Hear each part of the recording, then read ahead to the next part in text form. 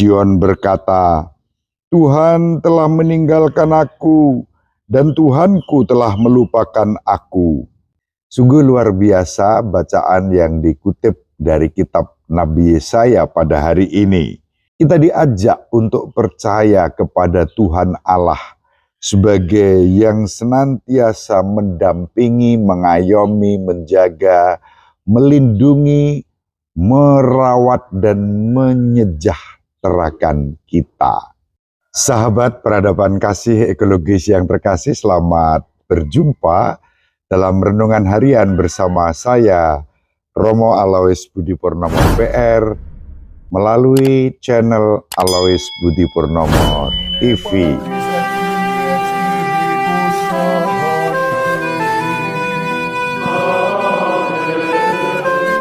Dominus vobiscum.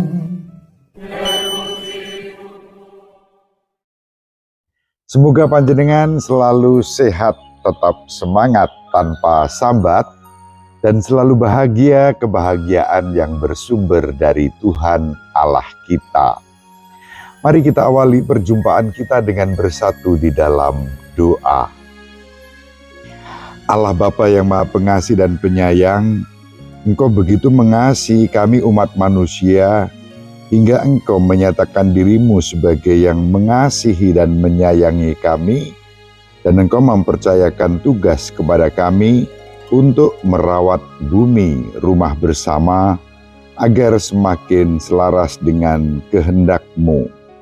Semoga kami membangun sikap pertobatan ekologis di masa Prapaskah ini, hingga kami semakin ramah dan peduli pada lingkungan, demi keutuhan ciptaan dan kelestarian lingkungan hidup ini dan sepanjang segala masa.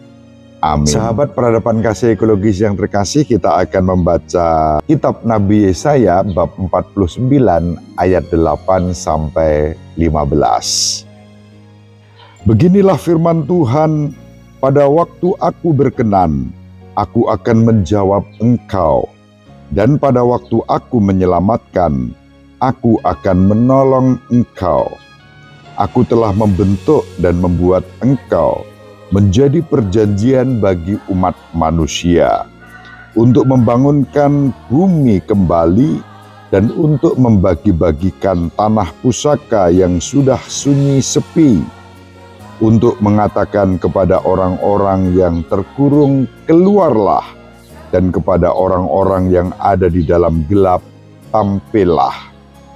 Di sepanjang jalan, mereka seperti domba yang tidak pernah kekurangan rumput, dan di segala bukit gundul pun tersedia rumput bagi mereka. Mereka tidak menjadi lapar atau haus. Angin panas dan terik matahari tidak akan menimpa mereka, sebab penyayang mereka akan memimpin mereka dan akan menuntun mereka ke dekat sumber-sumber air. Aku akan membuat segala gunungku menjadi jalan, dan segala jalan rayaku akan kuratakan.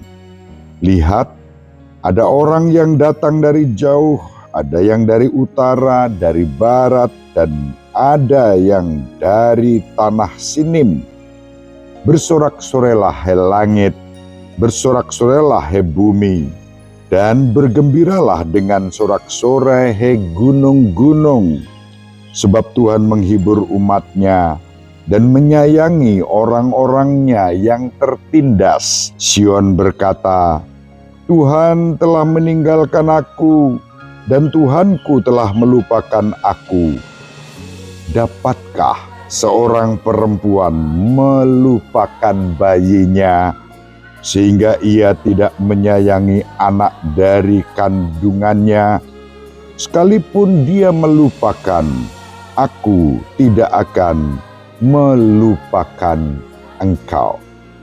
Demikianlah sabda Tuhan, syukur kepada Allah. Sahabat peradaban kasih ekologis yang terkasih, sungguh luar biasa bacaan yang dikutip dari kitab Nabi Yesaya pada hari ini. Kita diajak untuk percaya kepada Tuhan Allah sebagai yang senantiasa mendampingi, mengayomi, menjaga, melindungi, merawat, dan menyejahterakan kita. Ada gambaran simbolik pada bacaan hari ini, dikatakan, di sepanjang jalan mereka seperti domba yang tidak pernah kekurangan rumput. Di segala bukit gundul pun tersedia rumput bagi mereka. Mereka tidak akan menjadi lapar dan haus. Sahabat peradaban kasih ekologis yang terkasih, pada bagian ini disampaikan kepada kita gambaran Allah sebagai sang gembala dan kita kawanan dombanya yang akan selalu dijaga, dirawat, dipelihara, dan disejahterakan oleh Allah. Namun kita juga dipanggil dan diutus untuk suatu tugas yang dikatakan, Aku telah membentuk dan membuat engkau menjadi perjanjian bagi umat manusia untuk membangunkan bumi kembali dan untuk membagi-bagikan tanah pusaka yang sudah sunyi sepi. Di sini ada satu tugas ekologis bagi kita, membangunkan bumi kembali. Dalam arti kita dipanggil untuk peduli, bersikap ramah pada bumi, rumah kita bersama. Ketika kita bicara tentang bumi sebagai rumah kita bersama, tentu kita tidak bisa melupakan yang sudah disampaikan oleh Paus Fransiskus dalam ensiklik Laudato Si, yang menyebutkan bahwa kita mendapat mandat untuk merawat bumi ini sebagai rumah kita bersama. Dan karena itu kita dipanggil untuk menjaga keutuhan ciptaan dan kelestarian lingkungan hidup. Kita bersama-sama menjaga keutuhan ciptaan dan kelestarian lingkungan hidup itu dalam kerjasama dengan semua orang yang peduli pada bumi, rumah kita bersama. Bumi yang saat ini sedang ditimpa krisis ekologi. Kalau banjir, semua malih dadi segoro. Ketika kering, semua malih menjadi padang gurun yang kering dan tandus. Kita dipanggil untuk bersama-sama tidak merusak alam semesta ini melalui cara hidup kita yang lebih ramah dan peduli pada lingkungan ini.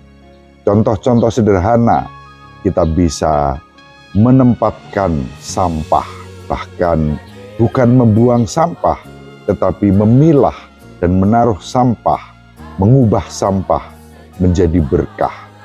Mengolah lahan-lahan yang mangkrak untuk berproduksi menjadi berkat bagi umat dan bagi masyarakat.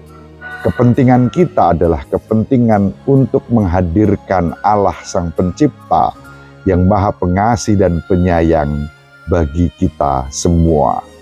Dan melalui semua itu kita bersama-sama membangun yang namanya pertobatan ekologis. Pertobatan untuk lebih ramah dan peduli pada bumi, pada lingkungan, kepada siapapun yang terdampak oleh perubahan cuaca, pemanasan global, dan krisis ekologi yang sedang menimpa bumi kita. Mari kita saling mendoakan agar kita dimampukan untuk mewujudkannya di dalam kehidupan kita, sekecil apapun, mulai di dalam keluarga, lingkungan, dan masyarakat kita. Ibu Maria selalu mendoakan kita, Bapak Yosef merestui kita dengan keheningannya.